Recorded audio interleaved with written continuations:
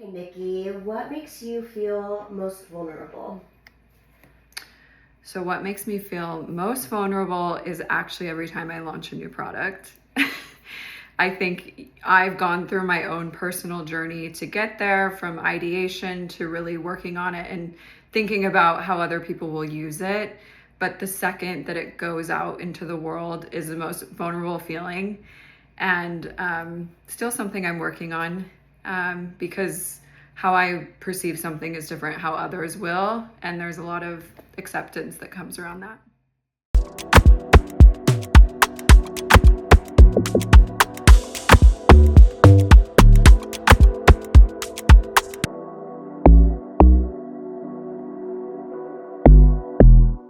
So excited to have Nikki here. Nikki is an iconic makeup artist, so respected, so well known. I remember when we were going into our meeting with her as Sephora Beauty Directors, me and Helen and David and Maisha. They were so stoked, and just learning about her work has been so cool. And I really resonated with so much that she said about acne, and I'm actually trying some of the products that she talked about and recommended on the show, just because I've been breaking out and, like, I don't know, I just want to find a solution. But her line, her complexion is so good. She's so gorgeous. As soon as she walked into the room, I was like, wow. Gorgeous And then inside, exactly. Yeah, and I wasn't really sure. You know, when I have brand founders on that I meet through Sephora, at first it's a business relationship, right? Because then you go into, and then I go into these meetings with them, and they tell me their brand story, and we get the behind the scenes. We get to know them on a personal level, but not like this. Not like this. And so I'm never sure what to expect when I have a Sephora brand founder on. Yeah, because it's like a whole different perspective. But I'm just so happy with how this went, and I'm so happy with how comfortable she seemed and how she was able to open up. Yeah. And also the artistry parallel, brand founder parallel. Super inspiring. Between the two of you, I knew was going to hit. So Yeah, for me, it was definitely an inspiring conversation because she just went for her gut. She trusted her gut and she went for it. And she made magic happen when she was told she couldn't. Yeah. You know? Or when challenges hit her, she made it happen anyway. Literally. She's resilient. She's amazing. She's talented. She's smart. Oh my God, to have someone on that's had a brand at Sephora and then that went away and has launched another brand. Wow. Like, stories like that. Most people work their entire life to try and be in Sephora, and she's doing it twice. Yes, exactly. Successfully. Yeah. So yes, you'll really enjoy this episode. I know that. Yeah, so please enjoy, and we'll see you at the end. Also, your skin is just glowing. Thank you. I mean, naturally. Wow, it's that tint and protect. It's that tint and protect. Everyone's always like, "You're glowing from pregnancy." I'm like, "No, it's the products." Is this your product? Yes. Oh my gosh! It's fire. I'll bring mine for you to try. Please, I'm so excited. Yeah. Oh, that's what it is. Yeah. Wow. Yeah, her line is incredible. How long has it been now that you've been launched at Sephora? September, October, November, December. So like coming on a year and 4 months. It feels like you've been part of the family for longer. I know. And you have, in a way, in the past, which is so cool. Yeah. So, I mean, I guess before we're already rolling, we like to like jump in real casually, but maybe before we even start going anywhere, you can tell everyone just who you are. Yeah. A little bit about me. Yeah. Nikki DeRoest, 40 years old, Aries, Love the most LA cat intro. lover. Okay. Yes, we learned this about each other. Yeah. Beauty lover, sports enthusiast. I don't play sports, but I partake in watching every possible sport out there. Wow. So it's a 50-50 split of where my passions lie. I'm obsessed with formulating, innovating, working on any aspect of beauty. I've been in the industry for over 20 years now. Wow. Started as a retail counter girl when I was 20 and, never looked back. Wow. And then I've kind of weaved through all different types of jobs that you can have in the beauty industry, and always said from 18 that I wanted to have my own brand, even though I had no idea I didn't even know what that was, but I just would say that. So it's cool to see the journey now that it's kind of organically happened. It's like that young manifesting or dreaming, but not really realizing that you're doing it. And how that all kind of comes into play now. Yeah, it's interesting when you're young, isn't it? It's like you kind of just visualize it, which is so a huge part of manifestation. It's like you visualize it in your head and you want to like see it and like embody it. But like as a kid, I don't even think you realize that's what you're doing. Yeah, I think it's interesting. I've always been very curious and very open. And I think the journeys that I've been on they're kind of like these little gifts that are given to me of like, oh, that's possible kind of moments, you know? So even down to the idea of having a beauty brand, it was merely me flipping through an industry magazine. I used to be obsessed with like anything hair makeup related, but even industry wise, because my mom was a hairdresser, and I flipped a page and it was like, it was an advertisement for White Label, but it was like, have your own makeup brand. And I was like, oh, so anyone can have their own makeup. Like it just, This aha moment. Yeah. Like I was like, oh, you don't have to be Estee Lauder to have your own makeup brand. And so even just that, I was like, that's really cool. I want to do that, you know? And so that was like the start of it. And then, you know, things kind of transpire from there. But if I wouldn't have seen that, maybe I would have never thought that that was possible for myself. Absolutely. Yeah. Like, how do you make up something you don't know that exists? Yeah. So many people would ask me, like, when I was in college and when you're coming up, you're like, what do you want to do? What do you want to be? Like, I'm like, well, I know I want to be in marketing of some sort. I didn't know a beauty director role existed. Yeah. Like, I had no idea. Like, I couldn't have possibly predicted that. And it was like just over time of figuring out actually what I didn't want is how I ended up finding what worked. Yeah. And then I think understanding, you know, like, I'm sure you guys have heard the term of like expanders, and understanding what that was of seeing people or situations that, you know, brought out a burning in yourself. Like I would see certain people doing things and I'd be like, oh, like it would hit me like, oh, I want to do that. Or, you know, that's interesting to me. And then acting upon that of seeing like, okay, that's what's going on. How can I get there? And yeah, but I think that comes with just being curious and being open. Yep. Being open is really important, because if you're not allowing yourself to receive the things that are meant for you, like that you visualize or put out there, then if you're not open, how are those things going to come? Yeah. It's also your mindset, I feel. Yeah. Or also, I mean, I really resonate with the fact that you said when you were younger, you manifested all these things. I genuinely believe that. I never thought my brand would be in Sephora in Southeast Asia. Yeah. And I started my makeup brand as well as a makeup artist. Same feeling where I was like, I can do this. How? Yeah. But mine came from going to trade shows. How did yours start? Like, I know you said you saw it and that magazine moment. was that, but like how far into makeup artistry were you like, this is what I want to do? I think it also came from other expanders. So I would say back in 2013, 14, I met a lot. That was right when Instagram was really popping off and bloggers were popping off. So there's an Italian blogger, very famous now, Chiara Ferragni, and she is the OG influencer. Yeah. She had the blonde salad back then. Oh my gosh, yeah. Yeah. And I met her organically. She was, we did a Superga campaign. And so I did her hair and makeup. It was here in California. And I think especially then, she was very curious about Americans in LA. And so we quickly became friends. And she invited me to go to Europe to stay with her in Italy. And at the time, I had never left the U.S. Like from like the time I was 18, I just worked, you know, and like was just, you know, doing my thing. And that was really where I kept all my focus. So I kind of went backwards where, you know, a lot of people in their younger years of like graduating high school, to study abroad or do all those things. I never did. And so I was, you know, late 20s, got an invite to go to Europe and even questioned that. I was like, oh, I don't know if I should go. And really? My boyfriend at the time was like, there's only, you know, these opportunities don't happen that you have a local person inviting you to their home. Yeah, that makes a big difference. When you have a local host, like the experience is so much more special. Yeah. And so he was like, you have to do it. And I was like, okay. So I go on this trip, you know, didn't know anything. And the second I landed in Europe, it's like my head exploded because I was like, there is a world out here that I never knew existed. And, but what that taught me on that trip is I was seeing all these people in Milan that were really heavily into the influencing and blogging industry. And I thought, well, okay, this is going with fashion and people are doing this. And I know I want to have a brand. So what do I need to do to kind of create a voice? Annoying. Sorry. Is that okay for a sound for you? No, it's that happened timing. before, actually. We always but kind of just let it roll, we laugh but I at want to it. make sure that they can hear you. Yeah, exactly. We're pretty casual on here. It's like, okay, the garbage truck is here. At least it But just matches so its it green doesn't- now. Yeah, exactly.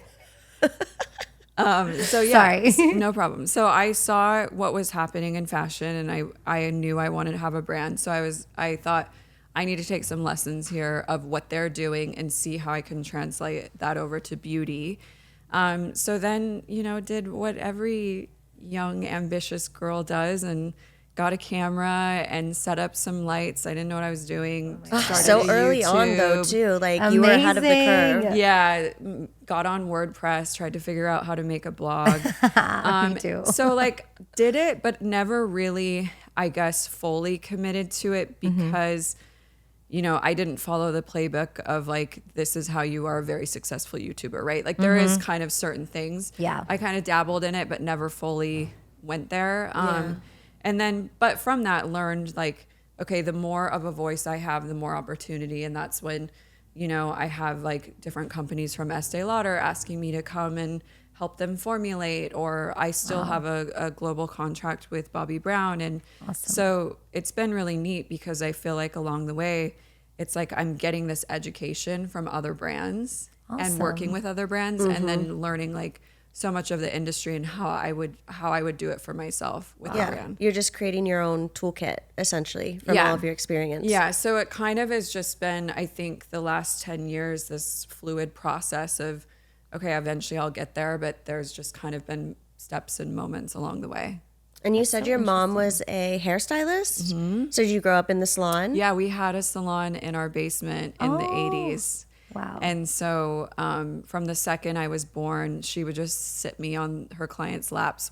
They were doing perms back then. Oh my gosh. And I was just thinking, I'm like, you took in a lot of fumes, girl. I know. Between I'm still here to tell the tell. Yeah. The hairspray, Yeah. you Oh think my 80s gosh, hair.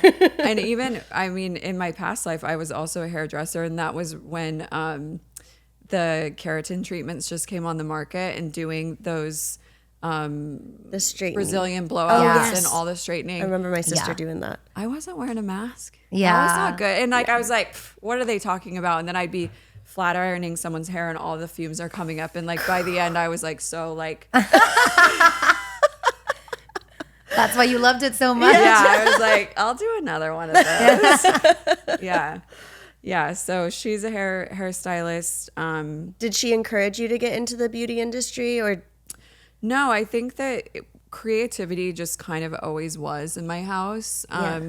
She was incredible and is incredible at design, crafts, arts, all of those things. So I was just kind of always around it and was innately a creative kid. That's And so nice to have that space to be able to explore Yeah. like that. Yeah, and I did the technical, graduated from high school, enrolled in a college because I always knew I wanted to do beauty, but it was just okay, I'll go to college. And I think I lasted a semester. Oh, wow. What did you study? Respect. Business. Okay. Yeah. But can't tell you anything that I Well, now yeah. you run your own business. Yeah, so. but it's not But you didn't use I that. mean, I was so young and that was so long ago that I can't say I really, I was just. So you learned everything on the way, through experiences? Yeah, Wow. just working for So different walk brands. us through your journey then, because I'm so curious now. After makeup artistry, you started your brand. Yeah, so artistry, I moved to LA in 2011. Back then was solely doing artistry, so was hair and makeup, Okay. saying yes to anyone and anything. Been you there, know? done As that. you do. I've wiped butts before. Yeah. I've done all those things, climbed Yeah. up hills. Yeah, anything. I was sure. And it's funny looking back then because each one of those jobs, I'd be okay, that's going to pay for a part of my rent, or okay, I can buy groceries. It was very much job by job because, then too, it's Exactly.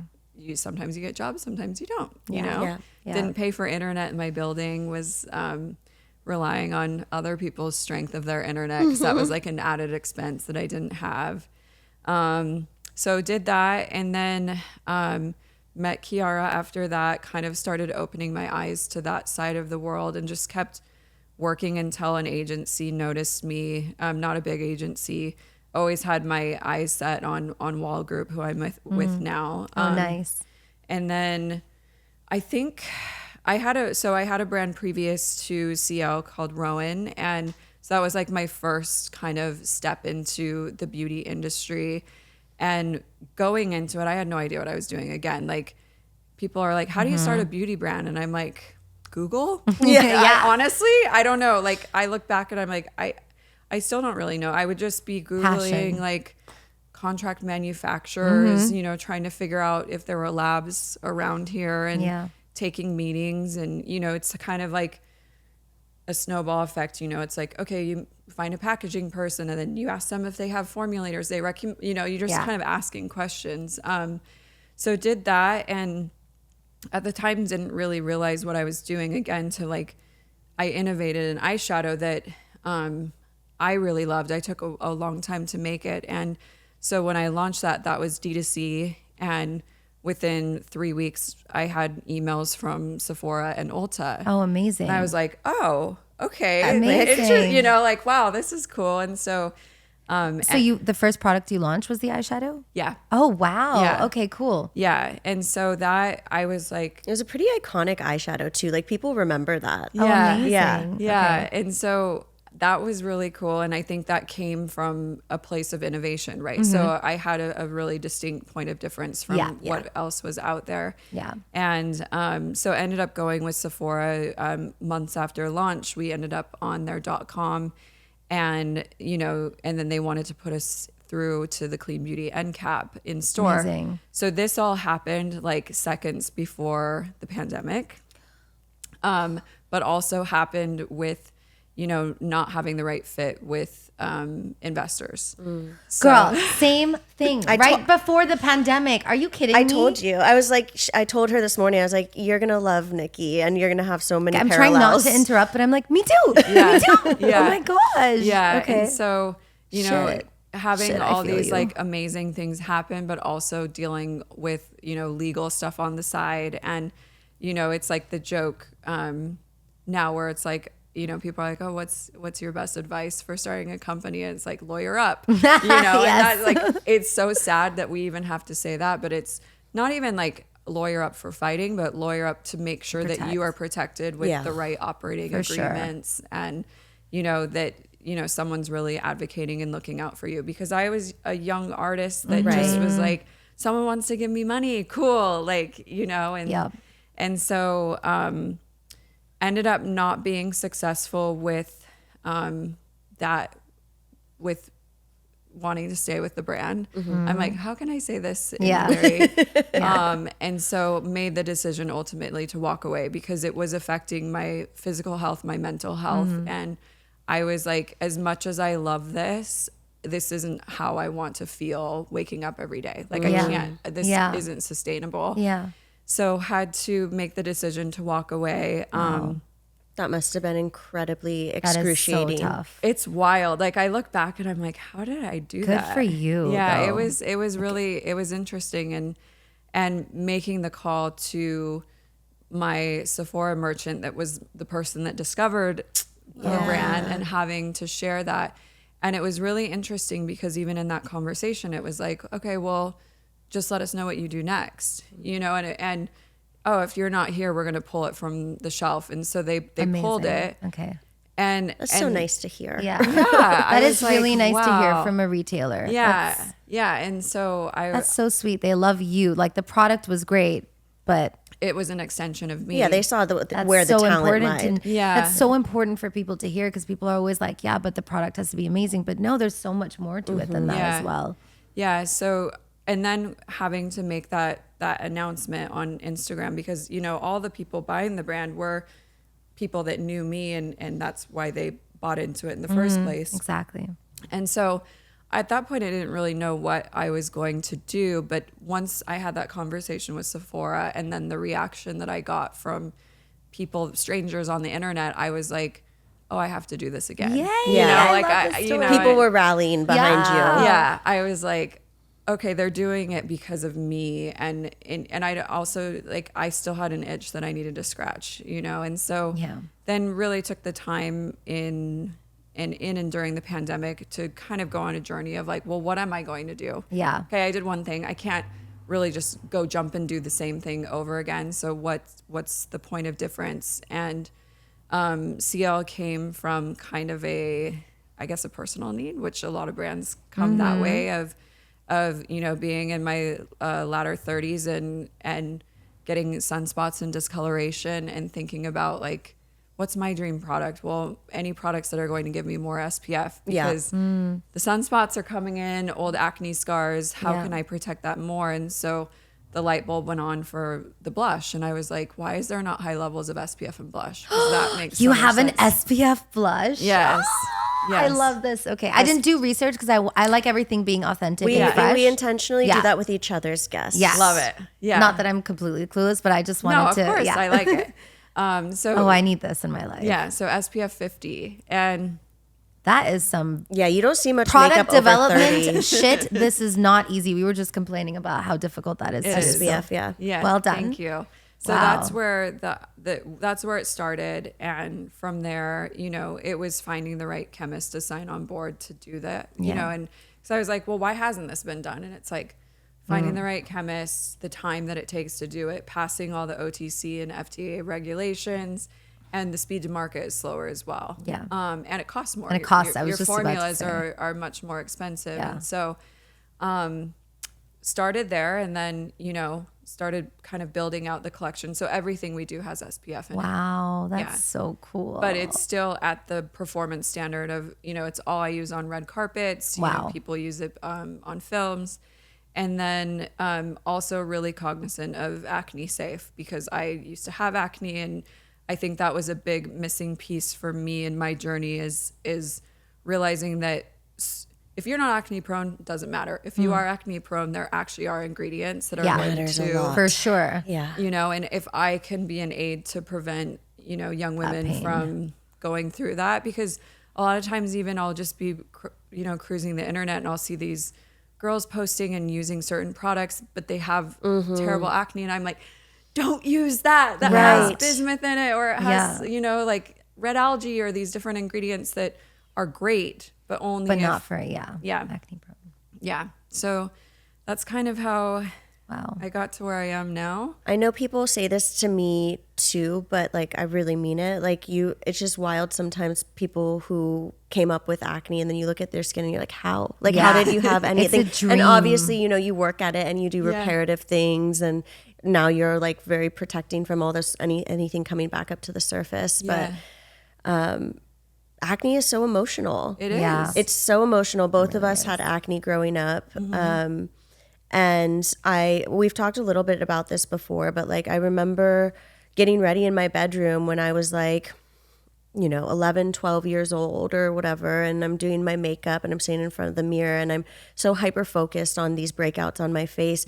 And I would just melt down. Like I would just be like, okay, like I'm good. still Like do. you wake up and you look in the mirror and you're just like defeat because you're trying everything you can. You're getting the scrub from whatever brand that people said was Yeah. good and it's tearing up your skin. We and all like, know which scrub yes. that is.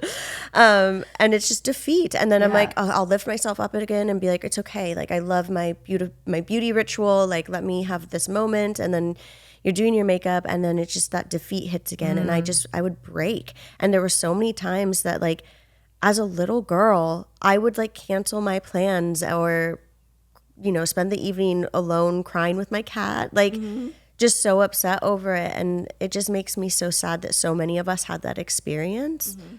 So I can see where the passion is behind you in doing that. Like it's not just about like effective products. Yeah, it's more not than that. about me just saying, oh, and this because this is a good marketing tool Yeah. for Yeah, us. no. Like It's comes- personal. It's very personal. Yeah. And going back to kind of childhood expanders, it's so weird to me now. My mom gave me a binder that she had of mine from high school, and my senior project was studying acne and how you can, you know, the difference of an esthetician versus a dermatologist.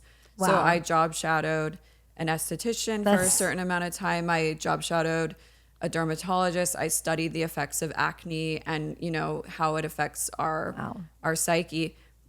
Granted, when I was a teenager, I actually didn't have acne. It was later in my adult years that I did. Okay. And so, Which is probably in a way, I mean, different. It's not, I don't want to say it's more difficult necessarily, but It's two different types of difficult. I've yeah. had it in both. it's unexpected. Yeah, because you have Yeah. you have more information and more means to deal with it when you're more of an adult, but then also the stakes are higher in a It's way hard, because yeah. I was already doing a lot of on camera and a lot Exactly. of different things that you're like, oh, what am I And gonna you're in do? beauty. Yeah. If you, when I had my severe breakout post breakup, oh my goodness. And then I had someone burn my skin. I was always on camera. And as a makeup artist, people are going to be like, it's your products that are doing that to you. They Right. don't They're realize. quick to judge. So it's the most torturous feeling, I think. Yeah. And so again, I'm like, okay, the fascination of me wanting to, because even when I was, you know, in high school, I would teach, I grew up in a Mormon family and we would do, it would be like youth weekly things. So I would teach the younger girls in our youth group how to care for their skin and like give them a beauty routine. And I'd like go around and try to get donations from people to give to the girls. And so I think because I had to find my why, I think I've always been passionate about beauty, but what is it about beauty that I was passionate about? And I think it was, you know, giving people confidence. Yeah. You know, and so that's kind of intertwined through what I do now, where it's like, you know, because we can all be like, it's makeup, like who Yeah. cares? Yeah. But No, I what feel does that. the makeup do? Yes. You know? And it's so much deeper than that. Like, and whether that's like, it's all instilled in us in different ways as we come up. And you hope that it's not like certain standards or rules that are indicating that for you. But more often than not, I think our perception of our own beauty is all inside of our own heads. And if you can instill that confidence into someone as a makeup artist, which I know is big for Natasha too, or give them a product that just like lights them up. Yeah. Oh, that's so best powerful. feeling And in how the world. healing for you as well. Yeah. And really seeing how the ingredients play, because so when I really started to get into influencing and having people send me product all the time, I was seeing an esthetician regularly every 3 weeks, and she was so gentle with me. And, you know, because it was just out of control. And I was like, I don't know, I'm using all these good brands and doing that. And she's like, okay, honey, you just let me know when you're ready. And I was like, well, because she was like, I can fix this for you, but like, you know, you have to be ready. Because I was like, well, I can't, because like, you know, this brand sent me this and I need to try it to be able to recommend she said it to my to stop followers. using it? Well, she was like, I have a program that I will Right. put you on Oh, that I will see. completely clear up your skin, but you have to be willing to commit to the program. And so finally, 6 years later of me constantly dealing with it, I was like, okay, I'm ready. And so she made me stop everything that I was using. It's actually a skincare system called Face Reality. That's amazing. Oh, I've heard of that. Yeah. Cool. And they have a 90% success rate Wow. for, you know, anyone with acne, which is super powerful. That's incredible. And, you know, for anyone watching that does have any sort of skin acne problems, highly recommend it for teenagers, adults. It really works. But beyond that, it was also eliminating pore cloggers in my makeup. So after, you know, 1 month, all of a sudden I would wake up, the wake up thing. You know, the first thing you do when you have acne, you look in the mirror, you're like, what's new, what's not, you know? Yeah. No new, nothing new. Wow, that best feeling. feeling. Like, Nothing new. it's clear. And I was like, this is too good to be true, you know? And every day I'd wake up, okay, I love that. something's got to, you know, something's going to happen. And it stopped. And I was like, okay, this works. Like there is some truth to all of this. And so that was a big aha moment for me. And so then I got really crazy about formulating, and I was like, I will never formulate with this certain list of ingredients, you know, beyond clean. And, you know, that's why with Ciele, we have our own version of clean, which is called Clear Beauty. Okay. And that's why I call it Clear Beauty, is it's clear of those ingredients that could potentially break you out if you're acne prone. And keep your skin clear. Yeah. And so last year it was really cool because in January we did a Clear Beauty program for Ciele, and we asked our audience, we had I think 16 participants, and we put them on the Face Reality program because it skincare and makeup, they have to go together, right? So I know anyone using Ciele, it's not going to break them out, but if they're using a lot of pore cloggers in their skincare, they go hand in hand. Yeah. So we put them on Face Reality, we put them on Ciele, and then they would journal about their skin and make videos about the progress. And it was like our own little study group. Whoa, That's so cool. And nothing was better. Like, maybe I did it selfishly for myself because I'd watch these videos of people feeling good and having like just this, the emotional. When you're talking about journaling, I'm like, I bet those journals went deep. Beyond like the acne the itself. girls working with me on the project definitely, they really felt it because they were going through all the videos for the edits and seeing like, what we would use and post. But yeah, it was really emotional for people. But it's like, you see the change. And ultimately, if we have these tools to give people of like, if this is something that's hurting you every day and I can make you feel better. Like, Make your life easier, allow you to wake up and not like. Oh, I love that. Because people also don't realize like, oh my gosh, acne is so annoying. And you can like, I think sometimes people think you sound a little vain. It's like, oh, you're just breaking up. It's uncomfortable. It really is. It's uncomfortable. It can hurt. It's literally a wound on your face. Yeah. And so I just think it's so much deeper than. Yeah. And I love now seeing that there's so many more skin influencers of people that really suffer from cystic acne. And they're sharing that online because I think opening that up and normalizing it more. I also think that the zit stickers and pimple patches are amazing. And it's like one more thing. Imagine being in high school and famous people that you might look up to, you see them using it, and then you're like, oh, it's okay for me to use it too. And now I have a cute sticker on my face. My sister was texting me the other day. She does nonprofit fundraising, and she said she was in this meeting. And she's like, "Oh, we have these like Gen Z interns," and the intern was doing a presentation with one of the little like star acne stickers on her face. And my sister Renee was like, "I just would have never had the confidence when I was like." She was like, "It was almost healing for me to see that, and just how confident she was up there, and how like degaff she was about it." And it's just like a cute little sticker, and I was like, "I love this so much." Yeah, it's amazing. I still need to learn to get to that. I'm not gonna lie.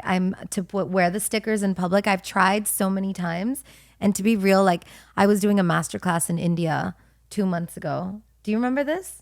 Yes. Oh yeah, the really intense one. Dude, I got really the gnarly world's breakout. biggest fucking zit on my face. It was the worst pimple that I've ever seen. And of course, I was like, I can't. I'm doing a masterclass for so many people that are coming to meet me. Yep. And we talk about getting deep and like talking about our journey and life and everything. And it was so big, I popped it. And it scarred my whole face that it like looked like a burn. And it was the worst thing. I still have a mark from that from 3 months ago. And it really rocked you. And I was like, shit, I thought I was over this now. I thought I've moved on, but clearly it's still a trigger. Yeah. Yeah. I think that, like, I don't know, me and my universe shit, but I do think that same with me. Like, I recently, for the last like 7 months, have started to break out more, and I hadn't for a really long time, for like years. And it happened, and I was kind of like, you know what, this feels like a good check for me. Like, can I practice what I'm preaching? Yeah, Can I exactly. like own this and not like rip myself apart about it? Can I get ready and not have that like not be that child again that was so broken by it? And it rocked me a little bit, if I'm completely honest. Yeah. And like I got a little fixated with it a couple times, but to see the progress feels really good. Yeah. And I know like, okay, my skin's clearing up again. Next time, if and when this happens, like it'll be even better. Like I'll be able to move through it even easier. Yeah. I wanted to cancel this masterclass workshop. I was like, Yeah. I was crying. My fiance had to be like, you're fine. This is what you do. You can cover it up and show how good you are at concealing it.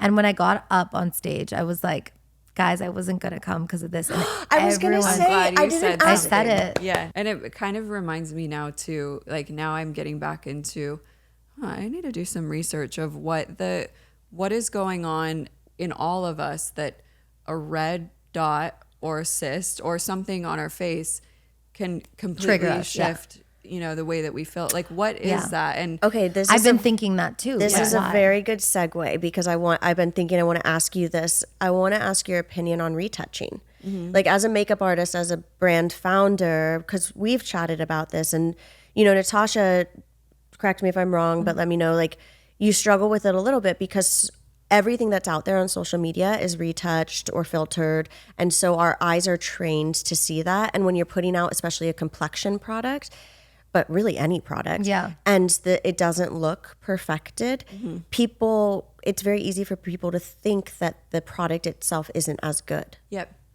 And so you have to be very blunt about the fact that it's not retouched, and ride this fine line of like wanting to sell your product, but also like wanting to not perpetuate that issue. Right. So we don't retouch. And, I think that was something that has always been really important to me, especially because the years of being a professional makeup artist, how many sets would I walk on where they're like, okay, we need it to look like this, but just you can use whatever you want in your kit.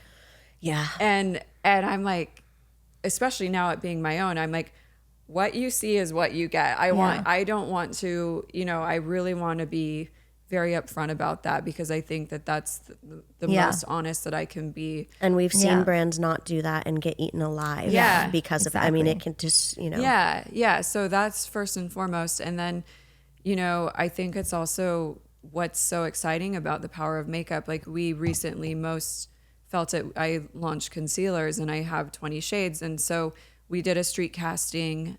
So the people that were coming in are real women, and doing the before and after. And I added in a step to the way that we were showcasing it, which was, before, this is where we put the product, because it's also an education moment of showing how to conceal, and then the after. And it's incredible. It's just so cool to see founders engage. And I love that in the recent years, founders are so much more. I think Sephora facilitates that so well. And certain brand founders like Amy Lou of Tower 28, like there's certain brand founders who really step up and like want to collaborate. And it's just, it's so cool to see. And I get to see it here with Natasha when we have people like you. I know, because I went to a pickleball tournament that Shawnee Darden had put on. She's great. And it was like all of the brand founders together, and Blended Strategy was doing the PR. And Allison, we interviewed Allison. I love Allison. Yeah. She's such a sweetheart. And so it was really fun to kind of, and same with Give Beauty when they did the Thanksgiving last year. It was with all brand founders. I saw that. Yeah. But it's a wave, I think, that's so different because like I came from, the lauder world, which was very much like whatever. I mean, when I was trained to do makeup 20 years ago at the counter, I worked for Ciele, and it was like any other, we were across from MAC, and we were just like, it's competition those galore. MAC girls, and, we were very doing catty. like a wash of color on the eye and a little mascara. And I was like, they are using 12 products on their eye. Like, that is insane, and now it's so different because anything goes. And I even see that with, brand presidents in lauder, specifically Bobbi Brown. I have to shout out to them because they signed me when I had Rowan. They have re-signed me year after year. Oh, that's awesome. When I, right before I launched Ciele, obviously I called them to let them know. And I was like, this could be kind of it, because now I'm moving into complexion, and, they might not be down with it. And instead of them saying like, okay, it's been a good run, they were like, okay, well, we want to sign you for 2 years instead of 1. Oh, wow. And it's just continued. And I think that really shows the shift in the industry. Yeah. And boss. I was like, this is so cool. But it's smart. I mean, I remember, now this is like common knowledge, but when I was managing our socials at Sephora, something that we always came up against back in the day was that like everyone wanted single branded content. Like they were like, oh, we're coming into the studio, we're going to film with all of our assortment. But we saw the difference between single and multi-branded content and how much better it performed when it was multi-branded, because it feels more organic, feels more trustworthy, less like an advertisement. And I think you don't always get that from the big dogs, like, you know what I mean? Because they're maybe not always in the weeds as much. So that's really good to hear. Yeah. But also like, they recognize even back that. then, I would, no one shops that way. Like, you can't tell me anyone that works for any brand only has their brand in their cabinet. Yeah. You know, like it doesn't work that way. And so I love that there's a lot more transparency there, and people, you know, working and promoting each other's brands and supporting, and there is enough room for everybody. Yes. Oh, yeah. You know, and that's very different from what it used to be in the beauty industry 20 years ago. Yeah. And like, look at how much bigger the assortment across even like Sephora as a retailer is, and there's still room.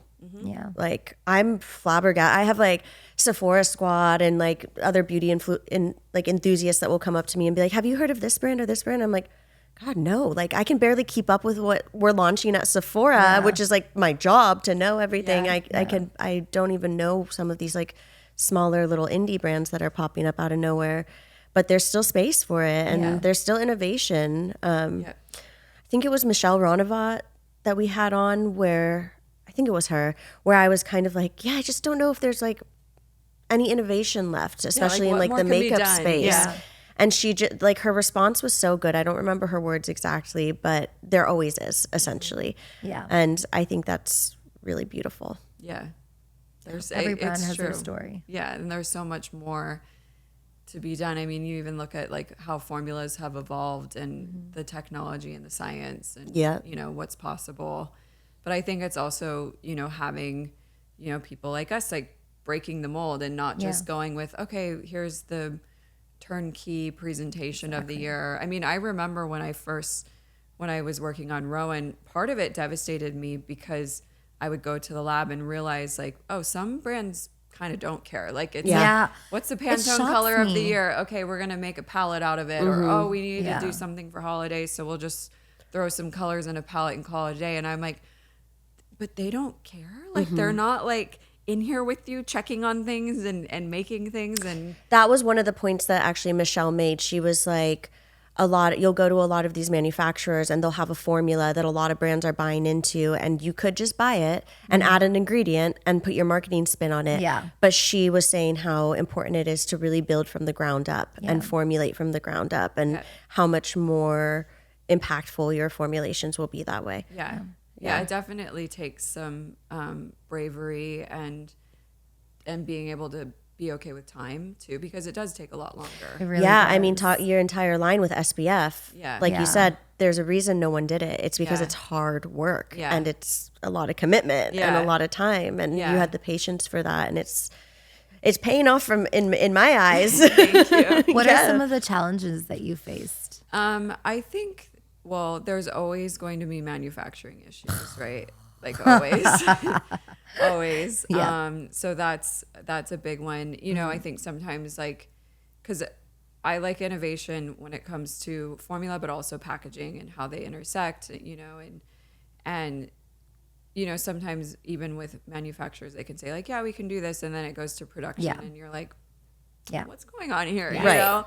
I've had many situations like that. Yeah. So like, even with one of our products, it was supposed to come out at launch, and then I'm getting the retains from production at my door, and I was like, what is, like, this can't go to market, you know, after it had already been made, done. And so being able to be nimble on things like that is definitely challenging. I think also with SPF, it's specific to, I can work on a formula and love it, but then we send it off to testing. And if it doesn't hit the level of SPF that I want, then it's kind of back to the drawing board. Yeah. And it's a gentle dance of, you know, I mean, the whole goal is me having products that you don't realize that have SPF in it. It's like the added benefit, but you're not like feeling it. And it's 50, which is amazing. It's so good. Yeah. Like, I can't wait. I'm so excited. We'll get you some I'm so stuff. sure. I'm so gonna go good. get some Yeah. stuff. So like, as of late, I'd say the biggest struggle I've had is, you know, I've been working on lip products, and you have a taste factor with SPF, even if it's zinc or titanium. And so you kind of, it's like you want something that performs well and is protecting, but then how do you get rid of the taste? And, you know, because I'm so sure excited. you've tried a lot of, maybe you have or haven't, like, tried SPF products, and tastes gross. It tastes really disgusting. It's really hard to find something good. And if it is, it's like 15, but it's still not good enough. I put it on every day for my morning walks because a lot of people don't understand that the skin on your lips is actually more susceptible. And I have melanoma that runs in my mom passed from melanoma, which is like, I am such an enthusiast for your brand. Yeah. Like I'm such a SPF enthusiast and like also pusher. Yeah. But lip is hard. Yeah. Because you do get that taste. Winnie did pretty good with her Isle lip balm. I love. That's a good one to look at. But I can't wait to see what you do. Yeah. Thank you.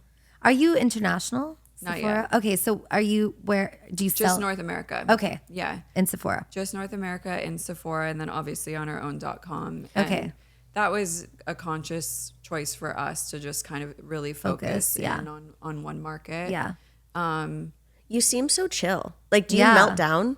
You know, Like when feel the like you product don't have wasn't ready, meltdowns. when you left your It's- old brand. it's kind of my superpower. Yeah. Is that You have such mellow energy.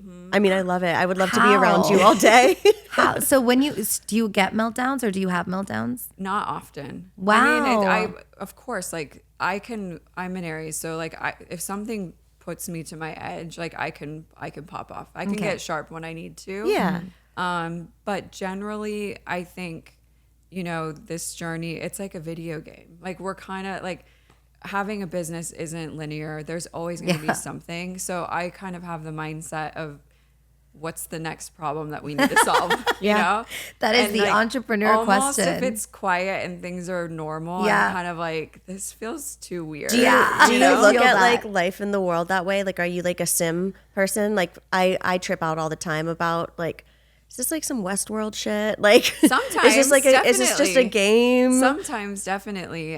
But yeah, like I don't know. I think it's just, we are just kind of in this journey and, you know, like I just don't let it kill my energy because like if I lived in that space, then I'd always be down. Yeah. And sometimes I am, you know, like I think that it's also recognizing what self-care things I need to do to be okay. And like, you know, and as I've gotten older, I recognize that more. And even down to, you know, exercise, like it's actually not for the aesthetic part of me, but it's for my mental wellness. And I'm not great and consistent at it, but I can feel when it's like, oh, you actually just need to go for a walk. My Exactly. walks. I mean, you love I will your wake walks. up some days so anxious, and like now it used to be really hard for me, but now that it's become like a routine, and I've proven to myself that like it helps. I wake up and I'm anxious and I crave it. I'm like, I need to go walk immediately. And there is like an eye sensory thing, like it's scientifically proven, but you know, we underestimate how much it can impact us. Yeah, definitely. And so I feel kind of sometimes like exactly that analogy, like a dog that needs to be walked. And then it's like, that centers me. Or just like, you know, being light and having fun. I think that definitely, you know, I'm really grateful for my husband and he brings a lot of light to the situation. That's where we nice. can just like That's be huge. Silly, turn on music, dance, you know, whatever it is. And so important. yeah, and so that definitely helps. I think what I was saying before that I didn't finish my thought was aging. Honestly, like getting older has really shifted how I feel about things, even back to the, you know, filters and Photoshop and things like that.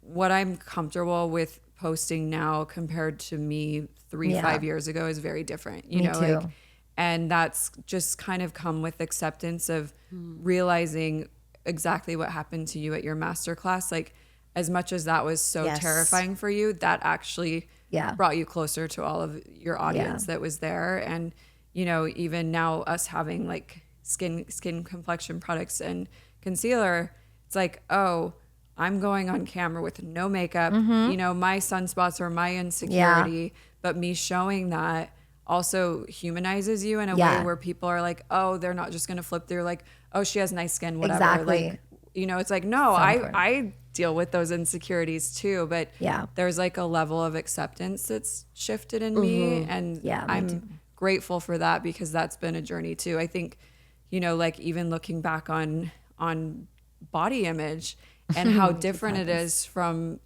20s, 30s now into 40, where like once there was like a shift that happened in me there. Cause like in my 20s, I was like, any new pill that was coming out, like, I'd be like, that's cool. I should try that. Or like, you know, any whatever workout. fad diet. Yeah, all of it.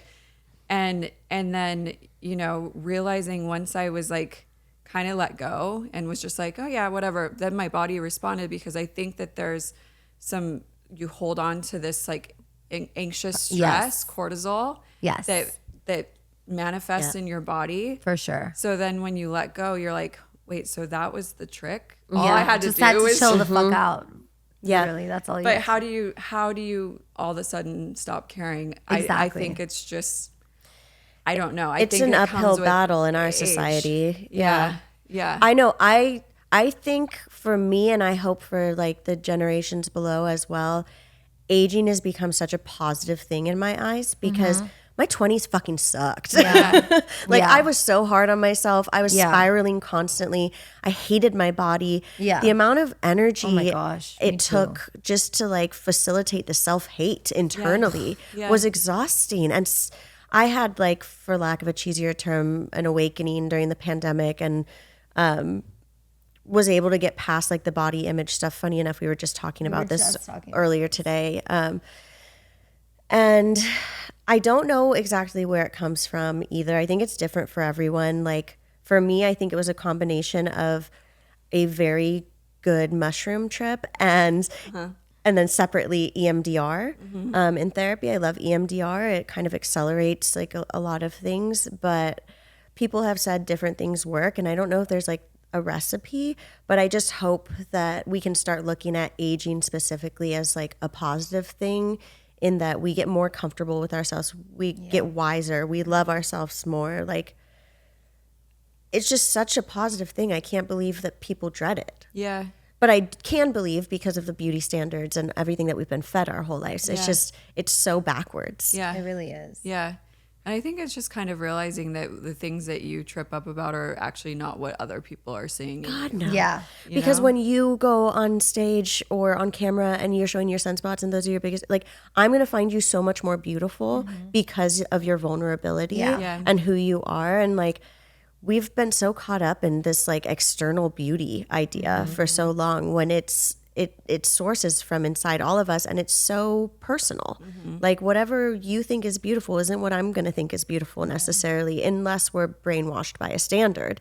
And I think we're finally cutting through that, and social media helped with that, because we got to see so much more diversity and different kind of faces. And I think it's that, and it's also kind of oddly been with the normalizing of people that participate in things for beauty standards, right? Like the Botox, the fillers, whatever. Yeah, it is. exactly. Like, it's okay. You know, 5 years ago, people weren't saying, they wouldn't talk about like, it. oh yeah, I'm going to go get Botox, or oh, I do that. Like, it was just kind of like, oh, you just look like that. Yeah. You know, whereas now, Or they would say it behind their back. right. So now I think even that share, it's like, if this is what your standard is or how you want to be, cool. But now we know how the path of how you got there. Yes. The transparency. I felt that a lot, like right when I became a beauty director, and I was, it was when filler got really hot, and I started to play with it a little bit. And it wasn't long before my mind was just like,